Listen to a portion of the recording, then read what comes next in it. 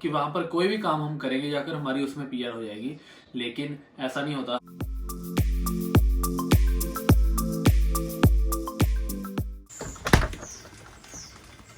अभी अभी नहाकर हटा हूँ, मैं व्लॉग बना रहा था पिछला भी, तो मैंने सोचा ये वाला व्लॉग भी आज ही बना लेते हैं। बारिश हो रही है बाहर, लेकिन मेरे बालों को मैंने स्प्रे नहीं लगाई, इसलिए ऐसे लग रहे हैं, नीचे गिरे हुए हैं। Anyways, welcome back to Kannada vlog. जो नया है मेक श्योर चैनल को सब्सक्राइब करना, वीडियो को लाइक करना, कमेंट करके जरूर बताना आपको कैसी लगी video. Let's start this beautiful evening with this beautiful vlog.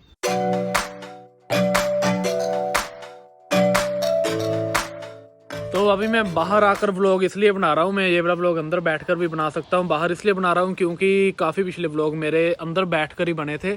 तो बाकी बारिश भी हो रही है बाहर, लेकिन धीरे धीरे से है और 8 बजने लगे हैं, अंधेरा हो जाएगा जल्दी, लेकिन दैट्स फाइन, कोई बात नहीं, हम मैनेज करते हैं फिर भी, और व्लॉग जल्दी जल्दी खत्म करके अंदर चलते हैं। मेरे बाल देख रहे हो कैसे लग रहे हैं जी, इसलिए क्योंकि मैंने स्प्रे नहीं लगाई बालों को, और अगर मैं डेली स्प्रे लगाऊँ ना फिर मेरे बाल काफ़ी ज़्यादा झड़ने लग गए हैं, और मेरे बाल ऐसे अगर ऊपर को जब होते हैं ना उस वक्त मैंने स्प्रे लगाई होती है, ऐसे भी लेकिन ठीक है, कभी कभी ठीक है, थोड़े से चेंज भी करने चाहिए, और वैसे भी हमारा वीकेंड चल रहा है। तो आज मेरी वीडियो है मेरी जॉब रिजेक्शंस की वीडियो। मैंने आपको पहले भी बताया था जब मैंने वीडियो डाली थी I have to leave Canada वाली, उसमें मैंने बताया था कि मैं अपनी जॉब रिजेक्शंस की वीडियो डालूंगा और उसमें आपको बताऊंगा कि क्या मैंने गलतियां की, क्या मेरी गलतियां थी जिसकी वजह से जॉब रिजेक्शंस हुई, और क्या रीज़न थे रिजेक्शंस के, कौन सी जॉब्स थी वो, और मुझे कैसे मिली थी वो वाली जॉब्स, ठीक है, और कब कब मैंने किया था वो वाला काम। वीडियो ज़्यादा लंबी नहीं करूँगा, जो मेन चीज़ें हैं बस वही बताऊँगा, इसलिए मेक श्योर एंड तक देखना और चैनल को सब्सक्राइब करके जाना। आके काफ़ी ज़्यादा वीडियोस आ रही हैं बढ़िया बढ़िया, 50,000 सब्सक्राइबर होने वाले हैं, करवा दो यार जल्दी।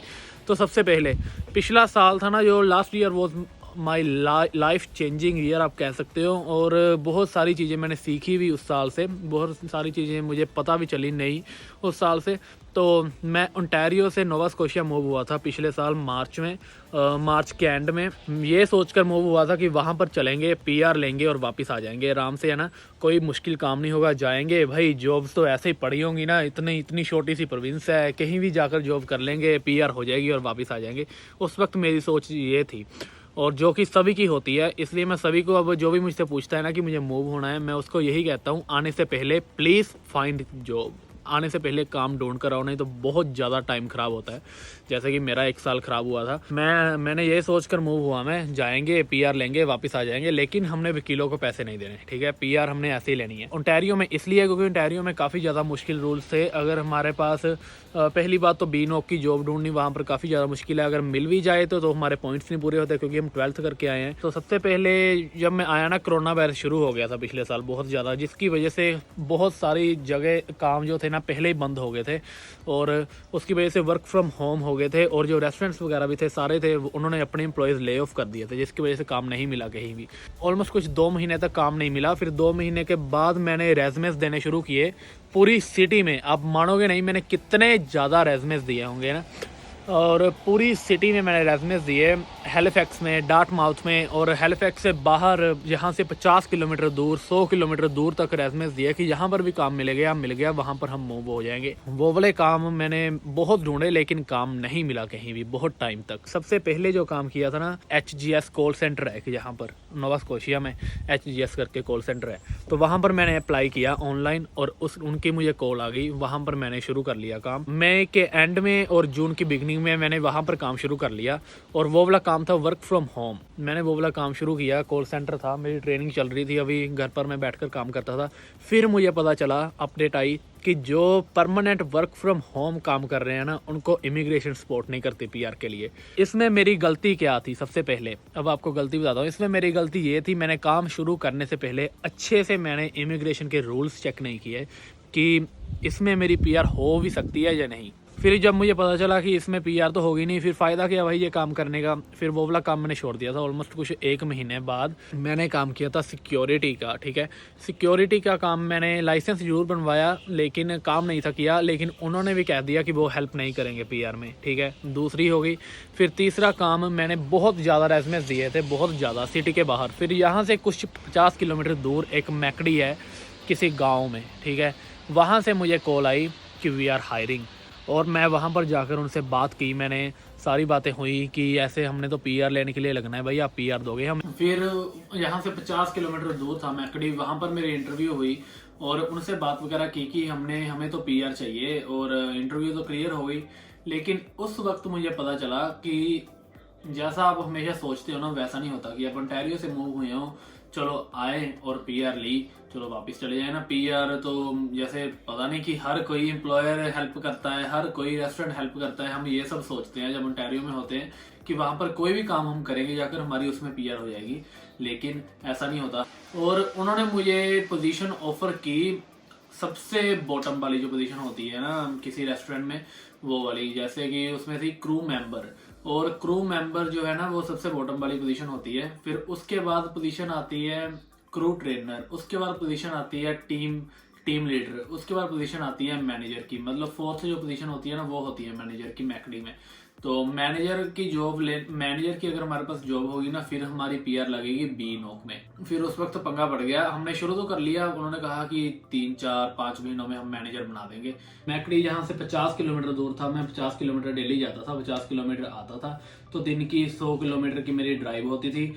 और पे रेट उनका कितना था, उससे पहले पे रेट वो पे कर रहे थे, बॉटम जो यहाँ का मिनिमम पे रेट है $12.55 यहाँ का नोवा स्कोशिया का मिनिमम पे रेट था। अभी थोड़ा सा इंक्रीज होकर $12 में भी 75 हो गया है, इतना हो गया है। लेकिन हाँ, प्रोविंस छोटी है, फिर उसके हिसाब से पे रेट। तो वैसे चलो काम शुरू कर लिया। फिर 2 महीने बाद उन्होंने मुझे प्रमोट करके क्रू ट्रेनर बना दिया।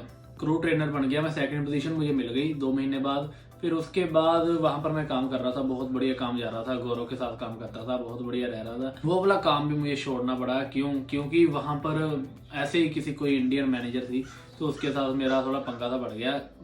कनाडा में आना है ना, बचकर इंडियंस से मतलब जो अपने लोग हैं ना उनसे बचकर रहना है, ठीक है। जब बात अपने दिमाग में बिठा लेना, अपने लोगों से बचकर रहो, क्योंकि गोरे वगैरह तो कुछ नहीं कहते और कोई कुछ नहीं कहता। लेकिन जो हमारे अपने लोग होते हैं ना, वो टांगे खींचने में बहुत ज्यादा तेज होते हैं। तो उस इंडियन ने मेरी शिकायत लगा दी बिना बात की, ऊपर डायरेक्ट ऊपर, और उन्होंने मुझे डिमोट कर दिया वापस क्रू मेंबर पर, ठीक है। फिर उस वक्त पंगा पड़ गया कि मेरी पीआर का प्रोसेस भी लेट हो रहा है काफी। अब मैं क्या करूं, कैसे है ना, जब किस्मत बुरी होती है तो फिर कुछ भी हो सकता है। तो पिछला साल मेरा ऐसा ही था, ठीक है। अब ये फिर उसके बाद मुझे टेंशन पड़ गई, अब मैं क्या करूं। फिर वहीं पर एक बंदा काम करता था, बर्गर किंग। उसने बर्गर किंग में मेरी रेफरेंस डाली, और फिर बर्गर किंग में उन्होंने मुझे इंटरव्यू के लिए बुलाया। वहां पर मैं सिलेक्ट हो गया, मैं चला गया वहां पर। मैंने उनसे लगने से पहले ही बात कर ली कि मुझे यहाँ पर पीआर के लिए लगना है, ठीक है। उन्होंने कहा ठीक है, हम 1 महीने में प्रमोट कर देंगे, और उसके बाद फिर एक्सपीरियंस शुरू हो जाएगा पीआर के लिए। तो मैंने वहां पर शुरू कर लिया काम, और वहां पर मैंने शुरू किया था काम कुछ लास्ट ईयर नवंबर या दिसंबर में, ठीक है, बर्गर किंग में। फिर वहां पर मैंने काम किया, मेरा बहुत बढ़िया काम चल रहा था वहां पर भी। लेकिन थोड़ी जब मैं लगा उसके लगने के कुछ 2-3 वीक्स के बाद मैनेजर चेंज हो गई वहां पर, ठीक है। फिर जब नई मैनेजर आई, उन्होंने रूल्स चेंज कर दिए कि किसी को भी हमने जो नया लगाया ना, उसको अभी हमने पीआर नहीं देनी।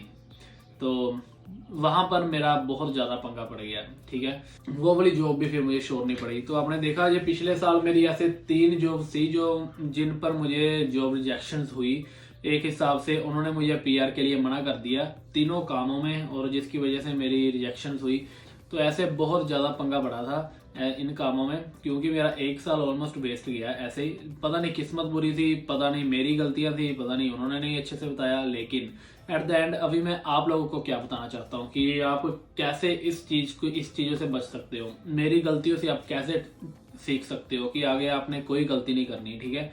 सबसे पहले अगर आप पीआर के लिए मूव हो रहे हो, मैं यही कहूंगा, अगर आप मूव हो रहे हो किसी और प्रोविंस में, not only in Nova Scotia, किसी भी प्रोविंस में आपने सोचा होगा आपने मूव होकर पीआर लेनी है, तो वहीं से बैठकर अप्लाई करो और उनसे इंटरव्यू पर क्लियर करो बात कि हमने पीआर लेनी है, वुड यू हेल्प मी, ठीक है, उनसे तभी पूछो।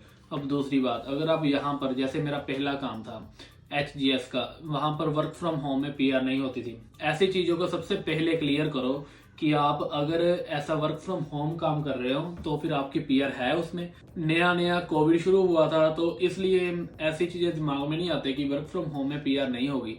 तो लेकिन ये मेरी गलती थी कि मैंने लगने से पहले कंफर्म नहीं किया। उसके बाद तीसरे काम में मेरी बर्गर किंग में मेरी गलती ये थी कि उन्होंने मुझे कह दिया कि वो मुझे प्रमोट करेंगे और मैंने मान लिया। उनसे डॉक्यूमेंट करवाओ, लिखवा कर लो, या फिर उनसे एग्जैक्टली पूछो उसी वक्त वहां पर अच्छे से, मतलब बात क्लियर करो कि हमें पीआर लेनी है, कि आप हमारी हेल्प करोगे या नहीं, हमारा टाइम वेस्ट हो रहा है। एट द एंड 1 महीने बाद, 1.5 महीने बाद हमें ये मत कह देना कि नहीं हम नहीं हेल्प कर सकते, आप तो काम अच्छा नहीं कर रहे, या फिर हमारे मैनेजर ने मना कर दिया, या फिर आप काम स्लो कर रहे हो, या फिर कुछ ऐसा ना। उनसे पहले ही बात कर लो एंड डू योर बेस्ट। और इस सब में आप अपनी खुद की हेल्प कैसे कर सकते हो। They need work if they are giving you PR, ठीक है, ये बात याद रखना। अगर वो आपको हेल्प कर रहे हैं ना, तो उनको भी काम चाहिए, वो बिना किसी बात के आपकी हेल्प नहीं कर रहे। आपको अपना 100% देना पड़ेगा, 100 से भी ज्यादा देना पड़ेगा वहां पर। अगर आपको ऐसी हेल्प चाहिए किसी एम्प्लॉयर से, वो आपको देखेंगे कि आप अच्छे से काम कर रहे हो ना, तभी वो हेल्प करेंगे, ऐसे नहीं करेंगे। मेरी ये जॉब रिजेक्शन थी, आई होप कि आपने कुछ सीखा होगा मेरी गलतियों से और जो मेरे साथ हुआ था। लेकिन ये किस्मत का खेल होता है। मेरा जो पिछला साल था वो काफी ज्यादा ऐसे गया निकला, कोविड की वजह से भी और वैसे भी। बाकी आपके सामने है सारा कुछ, आगे और वीडियोस आ रही हैं, सारा कुछ आपके सामने लेकर आऊंगा। अगर कोई भी सवाल होगा तो मुझे कमेंट करके जरूर बताना।